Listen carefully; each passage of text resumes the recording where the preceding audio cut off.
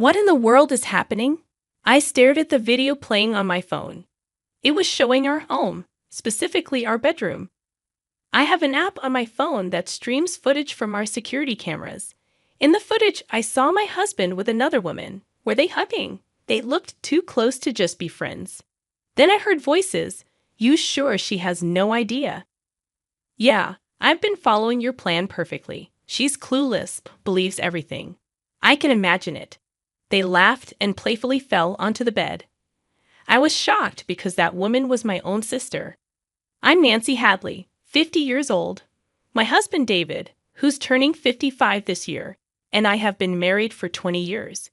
We don't have kids, and it's just been the two of us. Life was comfortable until about 10 years ago when David was diagnosed with early onset dementia. Over time, his mistakes became more serious.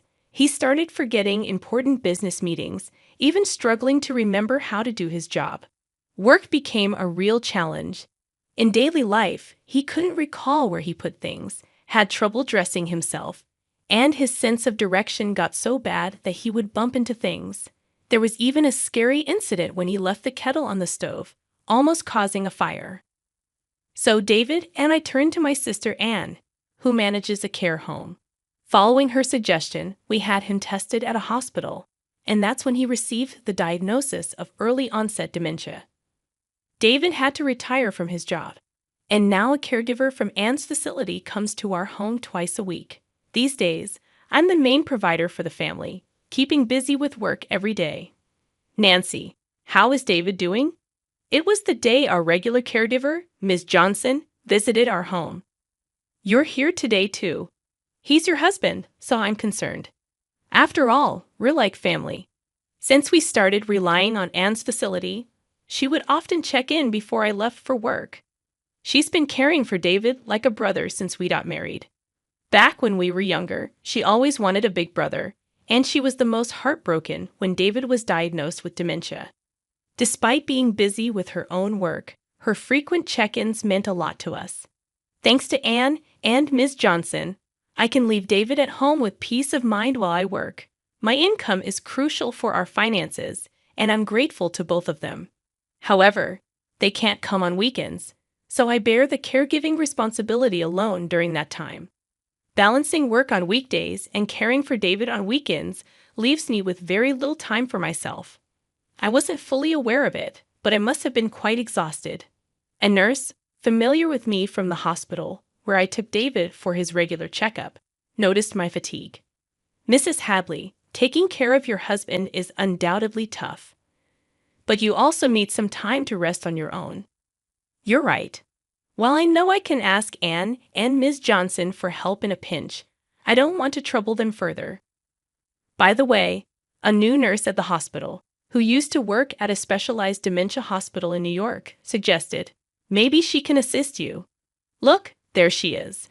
When I looked where the nurse pointed, I couldn't believe my eyes. It was Amy, my college best friend.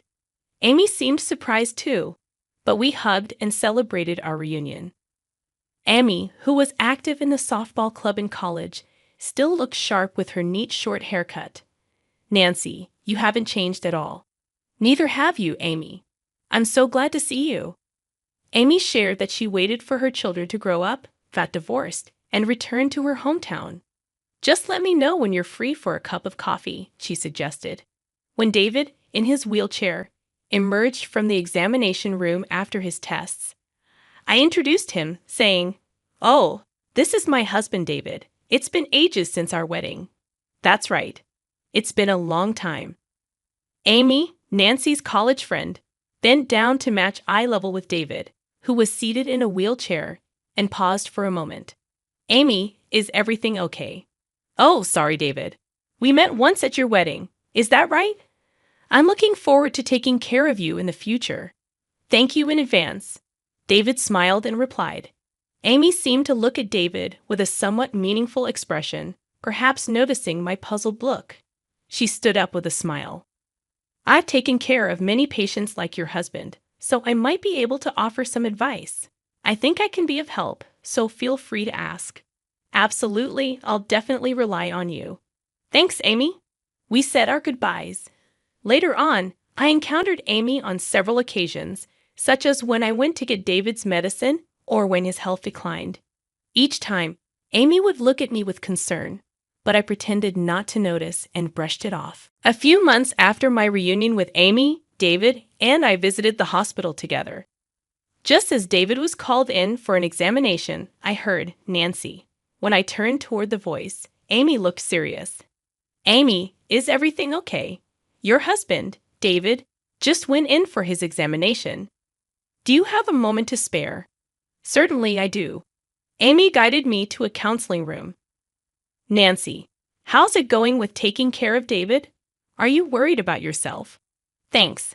I shared updates on David's recent health and mentioned how the constant caregiving without breaks was affecting my well-being. Amy attentively listened to my story. Initially, I thought she was just concerned about my health. But then she began with, "Actually, Nancy." What she said next was quite unbelievable. About a week before we reconnected, Amy started. She was out shopping in town when she saw Anne with a man she recognized. Amy knew Anne as my sister, but the man's face seemed familiar to her. When Amy approached them and Anne introduced the man as her boyfriend, it was only when we met again at the hospital that I realized it was David, your husband. It was all so perplexing. That's surprising. No wonder you had a strange look on your face back then. Amy had seen Anne and David together in town a week before our reunion. However, David seemed entirely unaware of Amy's presence. I looked different back then. I had longer hair down to my shoulders and wore glasses. I looked completely different. This might explain why he didn't recognize her, but it was still quite a revelation. There's one more thing that's been bothering me. According to Amy, David's responses at the hospital seemed strangely unnatural for someone with dementia. She mentioned that his behavior resembled someone she encountered at the hospital where she used to work. Someone pretending to have dementia. The man I saw in town was walking confidently, responding clearly. He looked perfectly healthy. Could it have been a mistake? Maybe you misidentified him? I don't think so. You know David has those distinctive moles under his right eye, right? The man with Anne had them too. It's kind of a distinctive feature for a guy. I'm sorry. I shouldn't be talking about your husband that way. Amy apologized, seemingly realizing that her comment was a bit inappropriate. But it's true. David does have those moles. It's not common to find someone else with the same face and mole positioning. Could it be that David has been pretending to have dementia for 10 years and is having an affair with Anne? The story seemed unbelievable, but Amy was known for her honesty. Honestly, I don't think highly of this hospital, Amy confessed. What? The doctors here aren't great, and I've heard some bad rumors. Doesn't it strike you as odd that they have so many patients? I believe you should get a proper check to confirm if David really has dementia. Amy suggested with a serious expression. Stunned by Amy's words, I went to a big box store and purchased a home security camera. I discreetly placed it in the living room and bedroom to covertly capture what was happening while I was at work. I set it up to monitor on my smartphone and checked in during breaks. Indeed, David's actions were inconsistent with what he portrayed to me. He wasn't disoriented or confused about the placement of things. He was leading a seemingly normal life. Furthermore, when Miss Johnson, whom I had entrusted to look after David, arrived, there was no indication of her providing care. Additionally, I discovered that Anne had been frequenting my home during my absences. Their conversations were unequivocally captured on the recorded footage. You're not risking exposure by pretending to have dementia, David. No, not at all. I'm following Anne's suggestions perfectly. Pretending to be unaware of the date or the locations of things is working like a charm. Acting like I don't write or go outside. Confusing day with night. It's all part of the plan. Nancy is trusting, so I doubt she'll suspect anything. What about Miss Johnson? Is she reliable, or will she spill the secret? Oh, she's reliable. Being a single mom, she needs the money. I've increased her salary a bit, and she's been keeping things hush-hush. After sharing a laugh, they would flirt and head to the bedroom. The footage left me utterly speechless. It was hard to fathom that my own sister and husband were colluding behind my back, yet the undeniable truth was right there on the recording. Faced with this shocking revelation, I felt lost. A few days later, I found the courage to confront Miss Johnson, who had been caring for David. When I reached out to her, she agreed to meet the following Saturday. I visited her apartment and presented the footage. She appeared resigned, tears filling her eyes as she apologized. "This is the truth.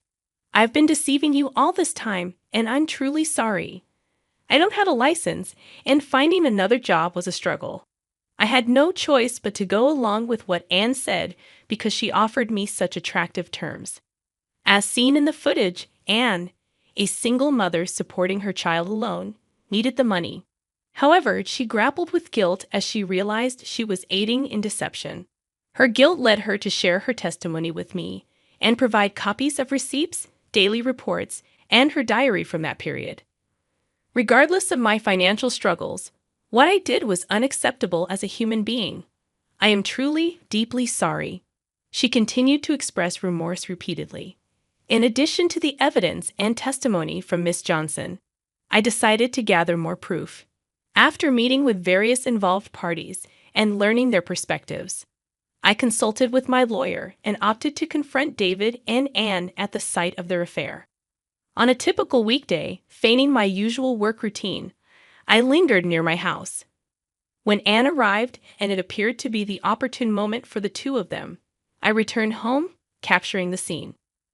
Caught off guard and unable to escape, they panicked.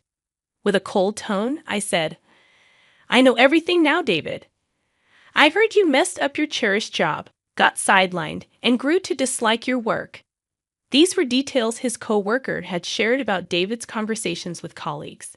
"There's nothing left for me here. Nancy is earning well. I want to quit and live a relaxed life." Observing my composed demeanor, David hastily began to confess.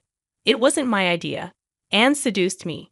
She suggested we pretend to have dementia, be supported by you while you're at work, and meet as much as we want."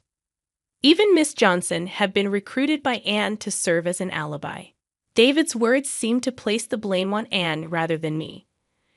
Upon hearing David's accusations, Anne became hysterical and erupted in anger.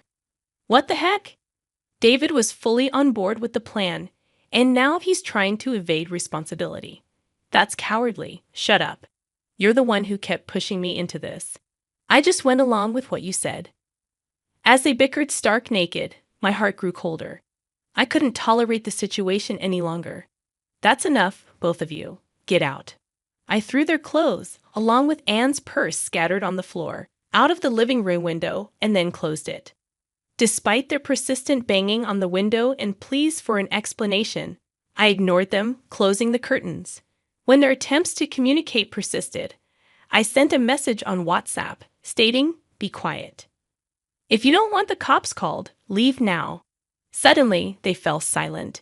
For the next few days, they continued to visit the house and send messages on WhatsApp, which became increasingly irritating. So, I sold the house and relocated to a weekly rental apartment. When David was diagnosed with dementia, I proactively changed the title of our jointly owned house to my name.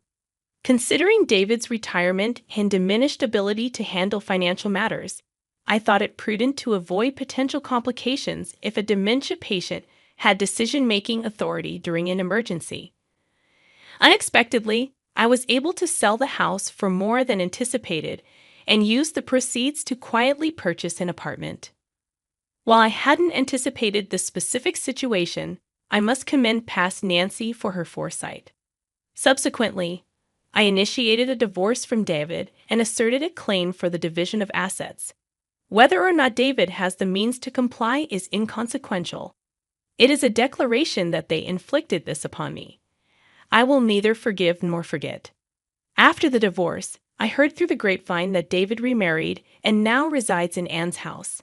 However, it appears that their new life together is not thriving.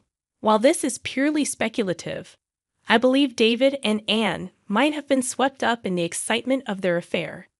Marriage brings a different set of challenges, forcing them to confront each other's realities, acknowledge differences, and at times turn a blind eye. Coping with these complexities must be challenging for a couple who tied the knot in the aftermath of an affair, especially considering both sets of parents have already passed away. The house that David and I once called home has already been sold.